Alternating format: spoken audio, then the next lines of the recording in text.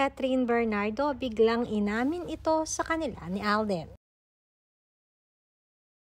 Mukhang patuloy ang pag-bloom ngayon ng mga projects na ginagawa at pinagkakaabalahan ng multimedia star na si Alden Richards. Bukod kasi sa mga negosyo nito sa food industry, charity at ibang mga producer-director ay masasabing secure na nga si Alden.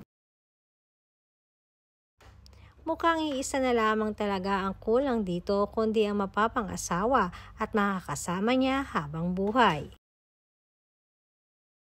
Bagamat walang public appearance ngayon, silang dalawa ni Catherine Bernardo ay may mga pagkakataon naman talagang gumagawa si Alden ng way upang magkasama sila ni Catherine Bernardo. Kaya naman sa mga hindi nakakaalam ay si Alden nga ang isa sa nagko-produce ng mga malaking concert ngayon sa Pilipinas, mapa-local or international man.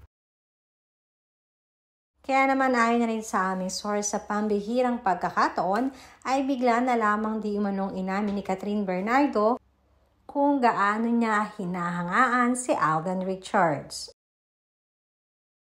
Hindi lang di umano bilang isang artista, kundi bilang isang negosyante na din. At super grateful di umano siya para sa close friend niyang si Alden Richards. Napahanga di umano kasi siya sa kasipagan nito.